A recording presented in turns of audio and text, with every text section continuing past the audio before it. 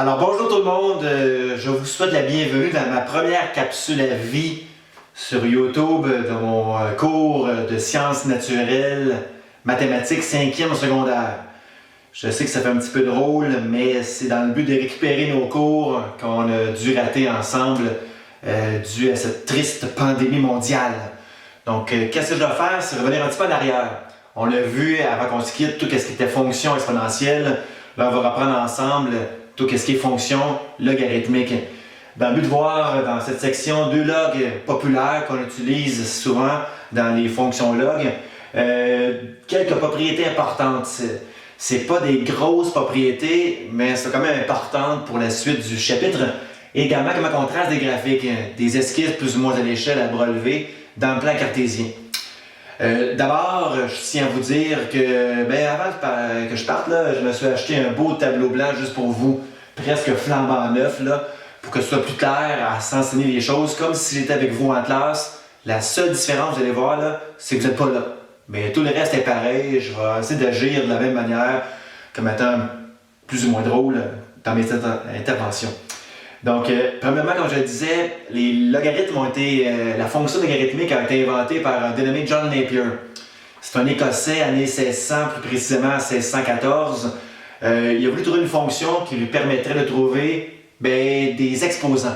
Parce que vous savez tous ce que veut dire un logarithme, mais un log, c'est très simple, c'est pareil à dire comme synonyme, un exposant. Donc, ça lui a permis de trouver les exposants en conséquence. Et on va voir en premier lieu le lien qui existe entre la fonction que vous maîtrisez tous et toutes, c'est-à-dire la fonction exponentielle, puis l'autre, la nouvelle pour vous, la fonction logarithmique.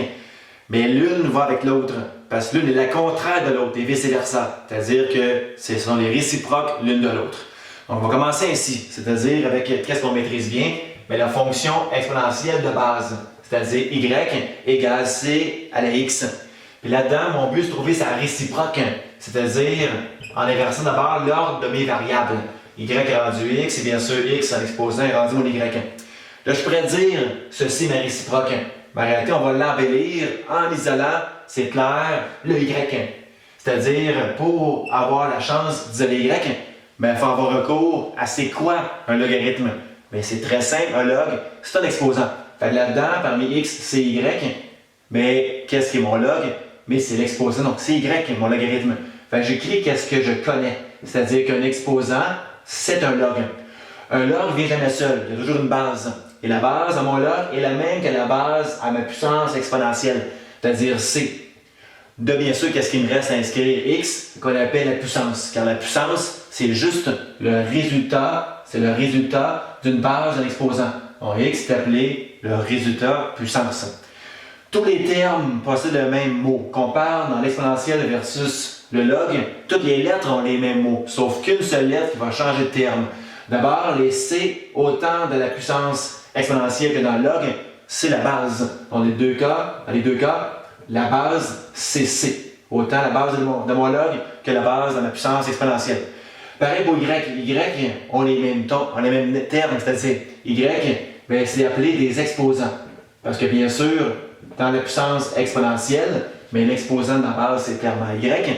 Et également ici, un exposant y, par définition, c'est un log. Parce que l'exposant, c'est un log. La seule chose à retenir quasiment du chapitre de par cœur. La seule lettre qui va changer de mot, de nom, c'est le x. Le x, c'est un nom pour la puissance exponentielle, puis il change de nom pour la puissance ici à travers le log. C'est-à-dire que le x, justement, est appelé puissance dans l'exponentielle, comme je disais tantôt. La puissance, c'est le résultat d'une base d'un exposant, mais il devient appelé l'argument, chose nouvelle pour vous, dans ce qu'on appelle le log. Fait qu'on dit en mots qu'un exposant, c'est un log d'un argument variable, parce que c'est clairement une variable, en une base constante. En parlant des bases, comme ces bases ce sont les mêmes termes, c'est-à-dire le même chiffre, autant de l'exponentielle que dans le logarithme, il y a deux sortes de bases qui existaient dans la puissance exponentielle. D'abord, il y a une base qui est clairement ici plus grande que 1. Fait que dans le fond, si la base est plus grande que 1, la fonction, c'est clair qu'elle va croître. Autant dans l'exponentielle, on avait une fonction qui était croissante lorsqu'on avait une base plus grande que 1, que la fonction log tantôt va être aussi une fonction croissante dès que sa base à mon log sera plus grande que 1. Et l'autre base qui existe, c'est-à-dire la base comprise entre 0 et 1. un demi, un tiers, ou peu importe laquelle, comprise entre 0 et 1, c'est clair, vous allez avoir une fonction qui va décroître. Si vous avez une base comprise entre 0 pour une fonction exponentielle, on se souvient tous que la courbe était simili, comme je le témoigne présentement, mais décroissante. Ça va pareil pour plus tard, pour la fonction logarithmique, qui aura ici une base comprise entre 0 et 1, elle aussi va décroître. Si vous remarquez bien, toutes les bases possibles, soit plus grandes qu'un ou comprises entre 0 et 1, sont clairement toujours positives, car n'importe quel chiffre plus grand qu'un ou compris entre 0 et 1, c'est clairement positif. Fait que cette base est toujours positive, comme que celle-ci anciennement, si vous vous en souvenez bien, était une base positive. Et donc, pour n'importe quelle base positive, elle a n'importe quel exposant. C'est sûr que le résultat qu'on appelle la puissance x est positif aussi. Donc, je prends une base positive quelconque. Donc, je prends 2. Mais 2, ben, elle a n'importe quoi, va toujours donner une puissance à gauche positive. Que je prenne 2 à la 1, 2 positif, 2 à la 2, 4 positif, même 2 à la moins 1 donnerait une réponse positive. C'est-à-dire 2 à la moins 1, c'est pas moins 2, là. 2 à la moins 1, c'est 1 sur 2, 1 demi. Aussi une réponse positive. Fait que si la puissance est positive, l'argument sera toujours aussi positif dans votre logarithme. Ce qui va nous amener à inscrire ce qu'on appelle une restriction. Donc le mot illisible que je suis en train d'inscrire, c'est restriction. Donc l'argument, qu'on appelle ici x, est toujours une réponse positive. Ça, des fois, quand vous pitonniez, le log style de moins 5. Mais tout log d'un argument entièrement négatif, mais en maths, on dit que ça n'existe pas. C'est-à-dire qu'on peut avoir une puissance négative quand votre base au préalable était positive. La preuve, peut-être-moi le log de moins 5, vous allez voir que la réponse, elle va donner erreur car ça ne se calcule pas ici, le log d'un argument négatif. Fait que jamais, en terminant cette section-là ici première, que le x, donc l'argument sera négatif, jamais. Bon, maintenant, deux logs populaires, c'est-à-dire deux logarithmes qui vont revenir très souvent. En réalité, ils vont revenir souvent car leur base respective, c'est elles plutôt qui vont revenir dans les différents logs très occasionnellement, donc très souvent, je veux dire plus. Donc, premièrement, il y a le log suivant. Donc, j'ai le log d'un chiffre quelconque, mettons le chiffre 15. Le log de 15 donne un nombre. Si on le pitonnait, donnerait une réponse de l'ordre entre 1 et 2. Je ne sais pas quoi, mais on s'en fout, mais si vous remarquez bien, ce log-là est populaire car c'est marqué, il n'y a pas de base, visuelle du moins. En réalité, il y a une base, mais on l'utilise tellement souvent cette base-là, qu'en par convention, on n'écrit jamais cette base. Cette base, je vous le dis tout de suite, quand on ne la voit pas, sa base, c'est ni 1, encore moins 0. Il n'y a aucune base qui existe dans les fonctions autant exponentielles que logarithmiques qui sont de 1 ou de 0. Donc, la base est toujours 10, quand la base est non visuelle au départ. La base est 10 pour la raison suivante. Si on pitonnait le log de 15 en base 10, mais on pitonnerait ceci, le log de 15 sur le log de 10. Je me fous du numérateur, qu'est-ce qu'il donne, c'est-à-dire log de 15. Si je laissais intact le log de 15, j'aurais juste, alors ce que-ci, à pitonner log de 10. Et si on pitonnait, si on calculait avec notre calculatrice log de 10 seulement, on verrait que celui-ci, il donne carrément 1. Donc log de 15 sur 1, entre nous, c'est pareil dire log de 15. Donc si vous marquez bien, le log, quand il n'y a pas de base, un robot en arrière, par cette simili-mauvaise preuve numérique, c'est carrément 10. Le log de 15, tout seulement, sa base implicite, c'est pas 1, encore moins 0, c'est 10. L'autre log populaire, dont la base est autrement que 10, c'est un log un peu spécial. On le vend ensemble la dernière fois, brièvement, ln. ln de 15, mais ln, c'est un log. L veut dire logarithme, justement, n pour naturel. Car un ln, c'est un log, c'est-à-dire log, un log. Dans ce cas-ci de 15, de l'argument 15, mais dont la base serait la base naturelle E. Fait dans le fond, un ln, c'est un log, dont la base, c'est carrément ici la base importante E. Cette base, vous allez la retrouver beaucoup plus l'année prochaine dans votre cours de calcul 1 que cette année. Mais quand même, petite introduction, là, un ln, c'est un log, c'est un vulgaire log, mais de la base, c'est E. Fait si on résume ensemble, un log seul, mais la base, c'est 10. Un ln, c'est pas une base 10. Sa base, un ln, la base de son log, c'est carrément E. Alors, si vous remarquez, effet visuel, j'ai changé de crayon. Alors maintenant, nous allons voir les 4 propriétés des logs. Moi, je dis propriétés, mais en réalité, c'est plus des constats. Donc, on va constater de 4 éléments importants par rapport au log. La première propriété, est la suivante, c'est-à-dire le log de 1, d'un argument 1 en une base quelconque. Ma base, je m'en fous de qu'est-ce qu'elle pourrait être. Soit plus grande que1 ou comprise entre 0, 1, 2, 3, 4, 5, 1 demi, on s'en fout. Le log de 1 en base C donnerait quelle réponse? Évidemment, cette réponse, c'est le résultat du log. Un log, c'est quoi? Un exposant. Fait que dans le fond, qu'est-ce que je cherche moi à trouver? C'est la valeur de mon exposant. Pour trouver cet exposant, justement, je vais changer mon logarithme en qu'est-ce que je maîtrise mieux, c'est-à-dire sa réciproque, qu'on appelle la puissance exponentielle. Base, un exposant égale une puissance.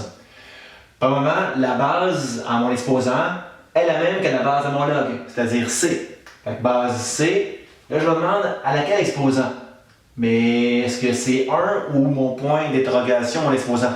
Un log c'est quoi? Un exposant. Fait qu'un log est égal à un exposant. Donc qu'est-ce que je cherche? C'est lui qui va être également mon exposant. Égale une puissance qui était anciennement appelée l'argument dans mon log, c'est-à-dire ici mon 1.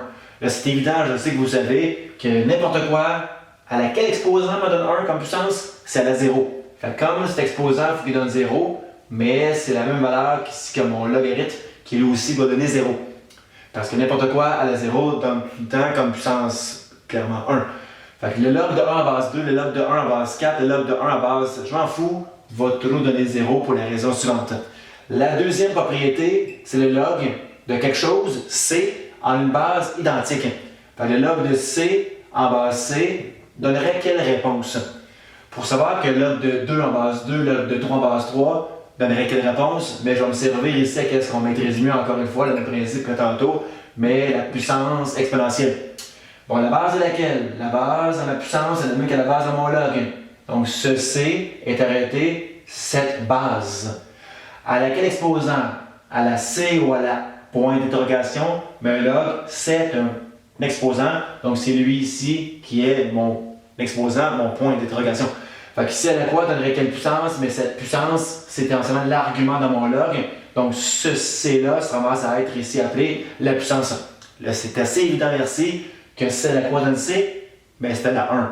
Fait que C à la 1 donne clairement ici C, d'où mon exposant également, mais c'est mon log à ma gauche, c'est-à-dire ici 1. Fait que log de 2 en base 2, log de 3 en base 3, donne tout en 1. C'est assez évident que log de 4 en base 4, admettons, donne 1. Si on putanait log de 4 en base 4, on putannerait log 4 sur log 4. Donc, deux quantités identiques qu'on divise ensemble revêtrait bien sûr un quotient qui serait 1 en bout de ligne. Fait que dans le fond, la troisième propriété est la même genre de propriété que la deuxième. Le log de quelque chose, comme C, en base, son inverse, c'est-à-dire 1 sur C, va donner quoi ici en bout de ligne? Pour connaître la valeur de mon log, comme tantôt, même principe, je vais changer mon log en puissance exponentielle. La base à mon log est la même que la base à la puissance, c'est-à-dire 1 sur C. À laquelle boîte vide? À la point d'interrogation, parce qu'un log est un exposant. Donc 1 sur C à la quoi donnerait quelle puissance? Ce C, argument, est rendu ici puissance. 1 sur C à la clairement non négatif va virer de bord 1 sur C en une expression ici genre C. Donc une fraction en entier, admettons, donnerait ici un exposant négatif. Fait que c'est 1 sur C à la moins 1, clairement, donnerait ici C en bout de ligne. Parce qu'un sur C à la moins 1, reviendrait ici à revirer de bord 1 sur C à dire juste C. Autrement dit, 1 demi à la moins 1 donne clairement ici 2 en bout de ligne. Fait que dans le fond, l'exposant est à moins 1, j'aurais ici que mon log donnerait aussi moins 1 de valeur. Fait que log C en base d'un demi, je me répète, log de 2 en base d'un demi donnerait moins 1. Log de 3 en base d'un tiers, si on le pitonnait, on aurait aussi encore moins 1 en bout de ligne. Voici les trois premières propriétés. Là, on va voir la quatrième propriété. Alors maintenant, la quatrième propriété, et non la moindre, c'est la plus corsée de la gang. Voici notre constat des logarithmes. Mettons, si je vous disais le log de x en base 1 sur c, c'est pareil à dire, je vous dis, au log d'encore x en base c. Avec une petite chose subtile à ma droite, c'est-à-dire moins. C'est comme dire, admettons, le log de x en base 1 sur c, c'est pareil à dire au négatif du log de x en base c. Quasiment la même chose, mais 1 sur c est devenu c, mon log ici tombe à être négatif, style genre plus à ma droite. Fait que si on faisait un calcul numérique avec ceci, c'est comme je vous disais, le log de 3 en base 1/2, ça serait égal dans ce cas-ci à moins le log, encore du même argument 3, mais en base l'inverse d'1/2, c'est-à-dire ici 2. Fait que si on les pitonnait, ton calcul mentaux, là, le log de 3 en base 1/2, ça vous donnerait moins 1,58. Fait que moins 1,58 et des poussières sont pitonnés également pour le vérifier le membre de droite. Le log de 3 base 2 donnerait pour vrai 1,58. Mais dû au moins devant, on aurait encore la même valeur, moins 1,58 et des poussières. C'est ça qui veut dire que quand que je prends une base et que je l'inverse un peu par la deuxième, troisième plutôt propriété, mais c'est l'inverse de signe de mon log ici à droite. Donc, d'où les valeurs sont les mêmes sans bruit de ligne. Et là, ça c'est une preuve numérique, c'est pas une preuve convenable. Voici la vraie preuve. Donc, la preuve est excessivement belle. Donc, je vais partir avec ceci. Donc, affirmons que y égale le log de x en base 1 sur c. Finalement, je pars avec mon membre de gauche, puis je vais ramener l'expression suivante pour arriver comme par magie à la fin de ma preuve à ce membre de droite-ci, pour équivaloir en réalité que le log de x en base 1 sur c est l'équivalent en bout de ligne au moins log de x en base de c. Êtes-vous prêts? Ça part de même. Premièrement, je vais changer mon log en sa réciproque, l'exponentielle. C'est-à-dire ici, base à l'exposant égale puissance. La base là-dedans est clairement 1 sur c. Fait que la base à mon log est la même que la base à ma puissance exponentielle ici. Bon, base 1 sur c avec un exposant. Qu'est-ce qu'un log? C'est un exposant justement. Fait qu'un log est toujours égal à un exposant à gauche ici. Fait que ma base 1 sur c à l'exposant y1.